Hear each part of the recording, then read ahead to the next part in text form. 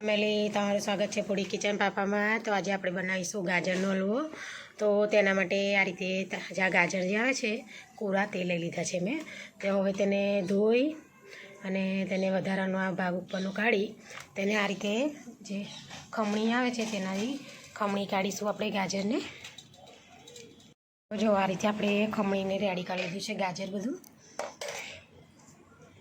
કઢાઈ લઈ લીધી છે આ રીતે જો તેમાં આપણે ચોખ્ખું ઘી જે આવે છે તે થોડું લઈશું। ઘીની આપણે બહુ જરૂર નહીં પડે। આ રીતે આટલું ઘી લઈશું આપણે।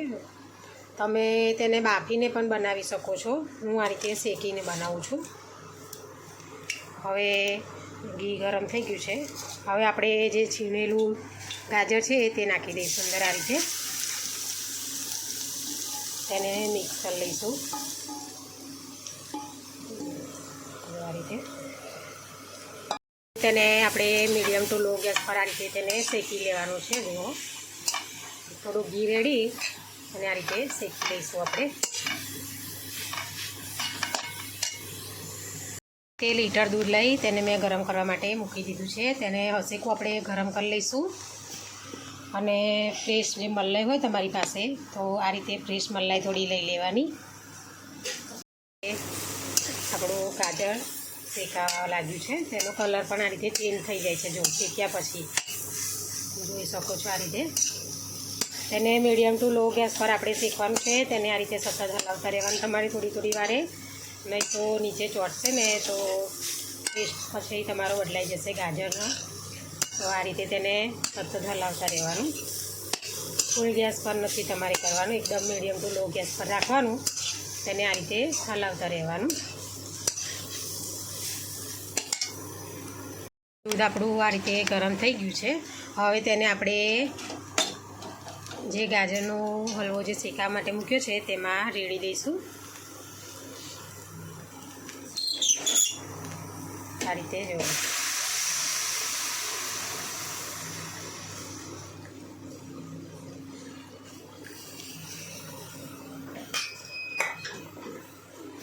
આ રીતે હવે તેને મિક્સ કરી લઈશું। આ રીતે તમે બાફીને પણ બનાવી શકો છો। આ રીતે ખમણી કાઢવાનું ગાજરને, પછી તેને એક વિસલ મારી અને તેને ખાણાવાળા ટોપામાં કાઢી તેને આ રીતે ઘી મૂકી અને શેકી લેવાનું થોડું। પછી તેમાં આ રીતે જે દૂધને રેડો છે તે રીતે ગરમ થોડું હસેકું દૂધ થાય તે રીતે રેડી અને તેને આ રીતે શેકી લેવાનું આપણે। તો જો હવે તેને આપણે ઉકળવા દઈશું। હવે તેમાં આપણે થોડી ઇલાયચી નાખી દઈશું। આ રીતે તેને પણ મિક્સ કરી લઈશું।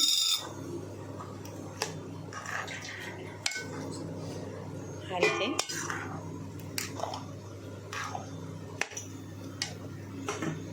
હવે આપણે દૂધ ઉકળવા માંડી છે।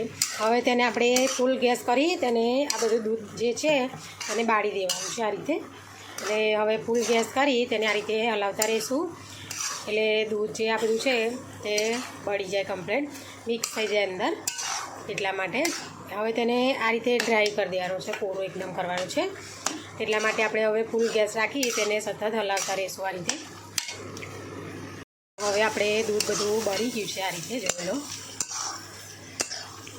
તો હવે તેમાં આપણે ખાંડ નાખી દઈશું। ખાંડ તમારા ટેસ્ટ પ્રમાણે લેવી આ રીતે। હવે તેને આપણે મિક્સ કરી લેવાનું છે આ રીતે।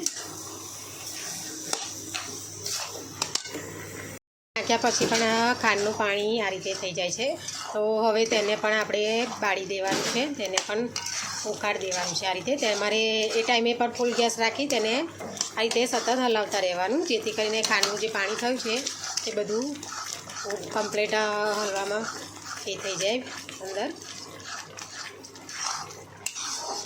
આ રીતે। જુઓ હવે તેને સતત આ રીતે હલાવતા રહીશું આપણે। તેને ફૂલ ગેસ રાખવાનો છે એટલે ચોંટે નહીં નીચે, તેટલા માટે તમારે તેનું ખાસ ધ્યાન રાખવાનું છે। આ રીતે હલાવતા રહીશું સતત તેને। તો હવે જો ઉકળી ગયું છે, એમાં આપણે આ રીતે ફ્રેશ જે મલાઈ હોય દૂધની તે નાખી દઈશું અંદર, 2 ચમચી જેટલી આ રીતે। તેને પણ મિક્સ કરી લઈશું હવે. આ રીતે મિક્સ કર્યા પછી તેને જો આ રીતે મલાઈ નાખવાથી હલવાનો ટેસ્ટ એકદમ સરસ માવા જેવો લાગે છે, એટલા માટે આપણે મલાઈ નાખીશું તેની. તમારે દૂધ પણ તમારે ફૂલ ફેટવાળું લેવાનું, મલાઈ કાઢ્યા વગરનું, તો તેમાં માવાની પણ જરૂર પડતી નથી. આ રીતે સરસ હલવો આપણો થાય છે જુઓ. તો હવે આપણે બધું પાણી આ રીતે બાળી દઈશું તેનું. જો એકદમ સરસ કલર પણ તેનો સરસ આવે છે આ રીતે જુઓ.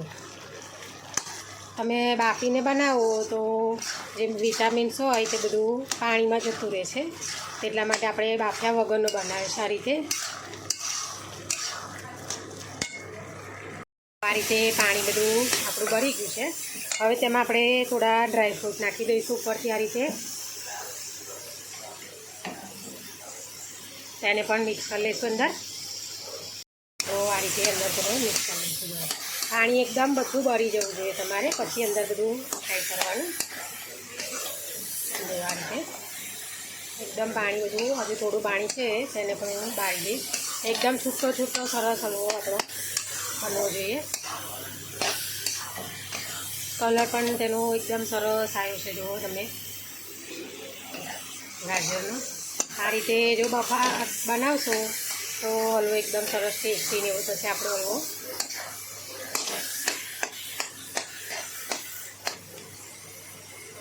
હલવો બનીને રેડી થઈ ગયો છે એકદમ સરસ. આ રીતે પાણી પણ બધું આ રીતે બળી ગયું છે, જો સાઈડમાં પાણી પણ નથી આવતું. તો કમ્પ્લીટ હલવો આપણો રેડી થઈ ગયો છે. હવે તેને આપણે આ રીતે ઘીવાળી મેં થાળી કરી છે તેમાં ફેલાવી દઈશું. હવે આપણે હલવો બધો ફેલાવી તેને ઉપર આ રીતે ડ્રાયફ્રૂટ થોડું જે કતરણ આવે છે તે ફેલાવી દીધી છે આ રીતે. તો હવે તેને આપણે ગરમા ગરમ સર્વ કરીશું. અને તમારે પીસીસ પાડવા હોય તો થોડી વાર માટે આપણે ફ્રીજમાં મૂકી દેવાનો તો પીસ પડે, પણ ગરમ ગરમ જો ખાવો હોય તો તેને આ રીતે સાઈડમાંથી લઈ તેને સર્વ કરી દઈશું. આપણે એ સર્વ કરી દીધો છે ગરમા ગરમ. તો અમારી વિડીયો તમને પસંદ આવી હોય તો લાઇક શેર સબસ્ક્રાઈબ કરવાનું ભૂલતા નહીં. Thanks for watching.